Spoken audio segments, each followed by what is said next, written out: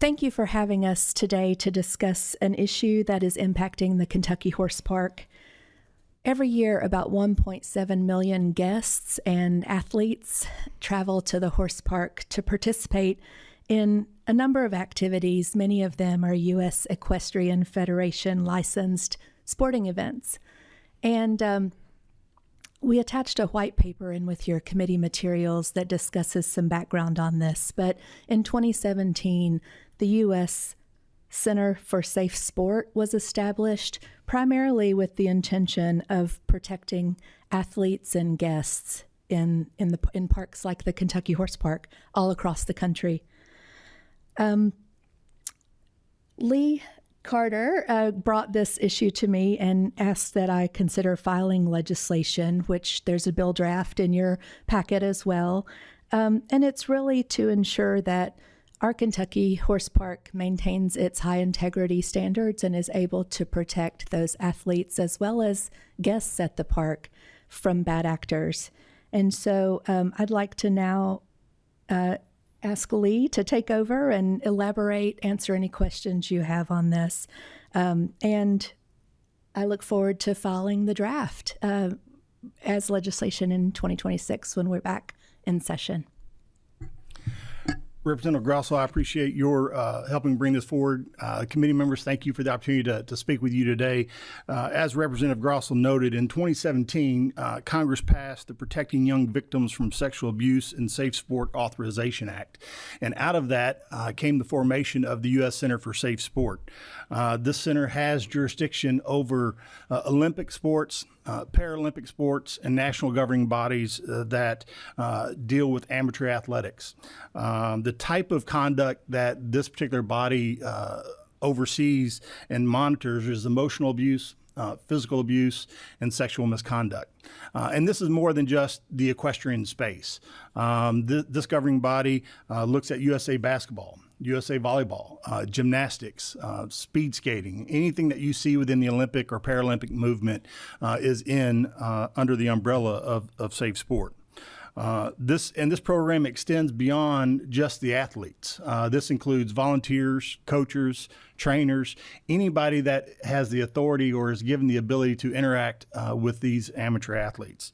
And there's a prescribed process by which these allegations or issues are addressed. There's a filing that takes place. There's investigations that occur.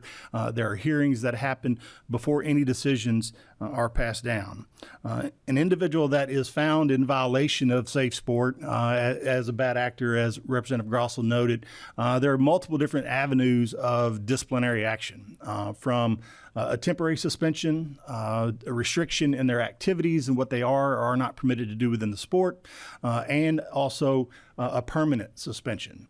As of this morning, there were 2,472 individuals on the public list that have been disciplined via Safe Sport.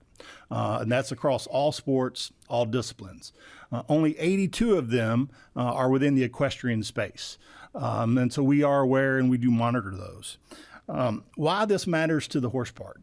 The horse park is a multi-use facility. We welcome roughly 1.7 million guests per year to the horse park through all of the different avenues. They may be there for competitions, they may be there for a non-equine activity, they may be there as campers, or they just may be there as a general tourist. And so we have a vast audience that come through our doors every day. And when you look at our event calendar, we have an event happening at the horse park 302 days out of the year. And so we are in constant activity and constant fluidity there. As you look deeper into our events, and specifically our equine events and what drives revenue for the horse park, events that fall under the umbrella of U.S. Safe Sport represent 75% of our equine event revenue.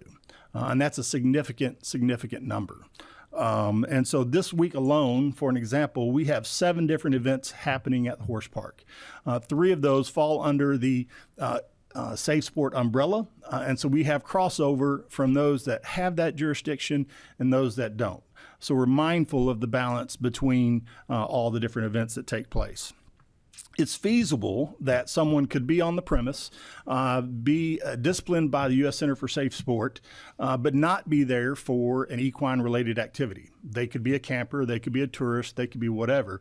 And because you are an outdoor, or we are an outdoor facility, 1,200 acres, is very hard to restrict movement, individual movement throughout the park. So there's opportunity that this kind of this bad actor could cross over with those they should not be near. So what this legislation, the proposed legislation, would do would provide the horse park with the authority to address these kinds of situations. I can tell you that this last spring we had an issue where we were advised by the U.S. Equestrian Federation that there was an individual on the property that was in violation or being disciplined by the U.S. Center for Safe Sport. The particular event that they were there for was an equine event, but that particular event did not fall under the Safe Sport umbrella. This individual was on the disciplinary list for sexual misconduct. That same week, we had school students at the park. We had both as visitors, also as campers. In fact, we had one school who had brought 130 elementary school students out to the park over that same period of time. And so how we monitor and address these kinds of situations is something that we're very aware of. And we recognize that we are a public facility. We are owned by the citizens of the Commonwealth. So we do not restrict activity unless there's a legal authority to do so. And so this is a situation that we're aware of, and this would give us the mechanism to address it. How would this be administered? Well, the first thing I would say, Mr. Chair, related to your last comment, there's no fiscal note to this. So we're not asking for any monies. There's no cost on this. The Kentucky Horse Park Mounted Police is at the premise 365 days a year, 24 hours a day. And so they would be the ones responsible for this. Secondly, the baseline for removal is if you are on the Center for Safe Sport sanction list. We're not interpreting anything. If you've gone through the process and you've been disciplined and restricted, whatever those restrictions are would be what we would implement. And then lastly, we're not actively out there going to look at individuals that come on the premise. Generally, how this happens, like it happened this last spring, we would be notified that an individual is on the park who is on the sanction list. And so at that point, we would take the necessary steps. But we would not be out interrogating or asking questions unnecessarily. It would be based upon when we became aware of someone's presence. And so again, this potential legislation would just permit us the ability to police these kinds of situations to preserve the integrity of the sport and preserve the integrity of the horse park and all our guests. So I appreciate the opportunity and welcome any questions you might have.